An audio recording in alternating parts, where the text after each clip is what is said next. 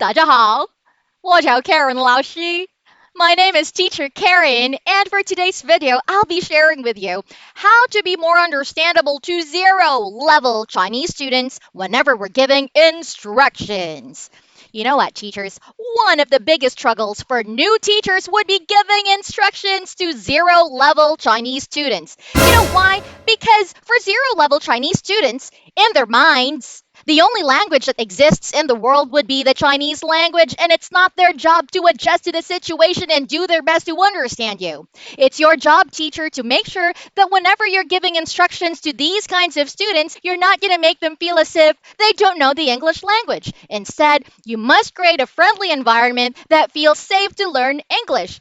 And that's the reason why you gotta learn basic Mandarin. Now, let me give a disclaimer. My Chinese still needs improvement.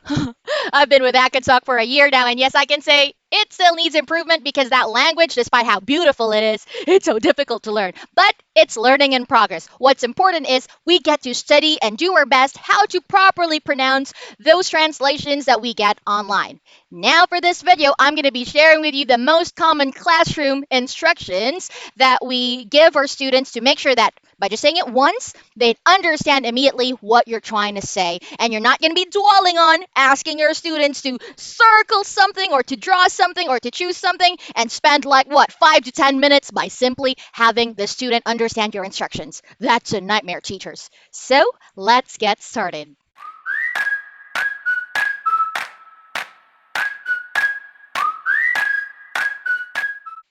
Well, teachers, the most basic formula for giving instructions would be TPR, acting out the instructions like circle or sing or write, as well as giving the instructions in English. That's the most basic formula. But the thing is, when you're speaking with zero-level Chinese students, sometimes the basic formula doesn't really work. So I'm going to be sharing with you the enhanced formula.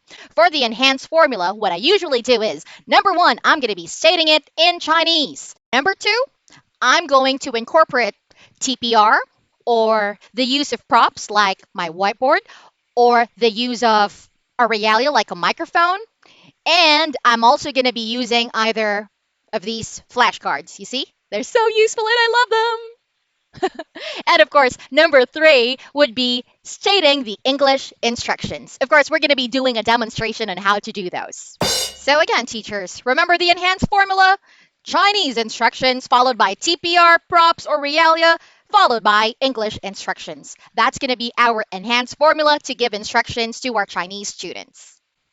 The first instruction is to circle. Now, how are you going to ask your student to circle? First, you state it in Chinese. 春出来,春出来.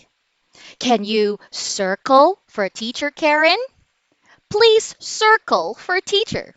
As you can see, teachers, I just stated the Chinese translation first, and I combined the use of my flashcard, which is this lovely pen, as well as the English instructions. 春出来, please circle for teacher. Can you circle for teacher, please? The next instruction would be to ask your students to say something. And to say something, you just have to say 你说,你说. You say. That means you say 你说. Can you say apple? 你说. Say apple.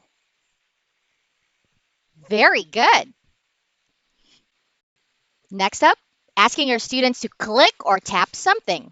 You have to say 你点击,你点击.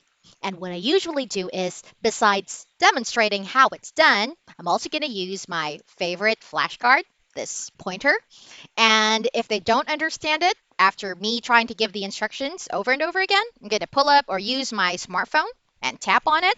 Or I'm also going to be showing my mouse and try to click on it, like that.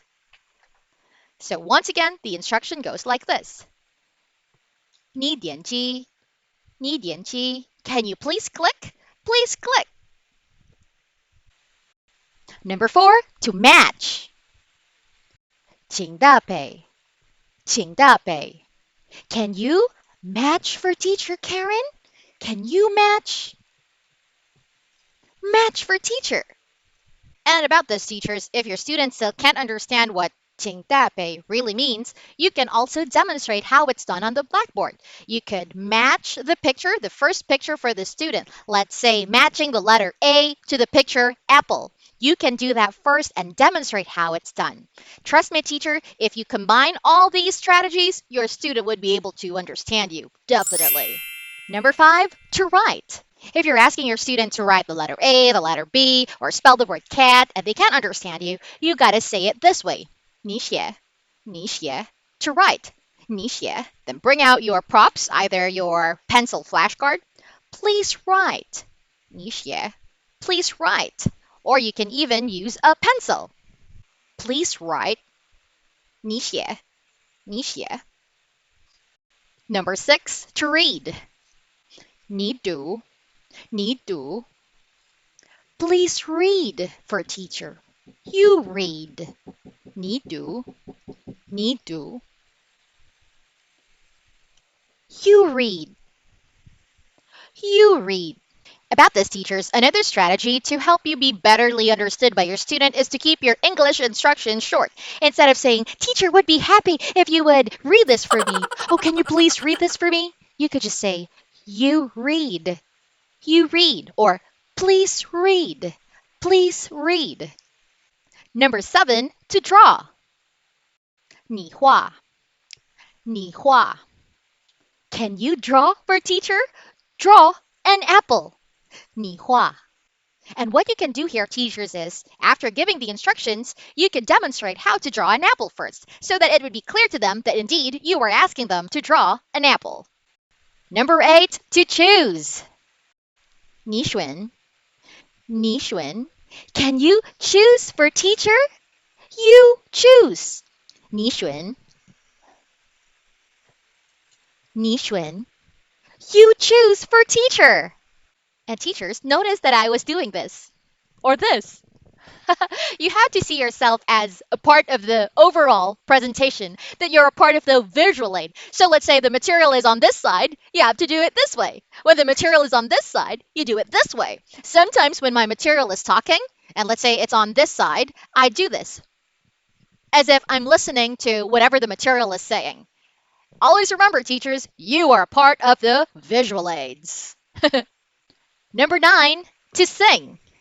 你唱歌,你唱歌.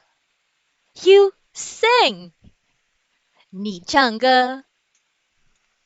Sing. Na na na, I'm so happy. 我们唱歌. Let's sing. Number 10, to ask them to do something, like to dance or to act something out. 你做吧,你做吧. Can you do this? Meow, meow. 你做吧. Meow. 对. Very good. If you're wondering what 对 means, well, that's just simply correct. You know, when your students are able to follow your instructions well and they were able to understand you, it's nice to say 对. It's not really very good. Yes, you can do verbal rewards like very good, good job, but something that they could really understand would be 对, correct. It means you are acknowledging the fact that they were able to understand what you just asked them to do. 对. There you go, teachers, the 10 most common classroom instructions in Chinese.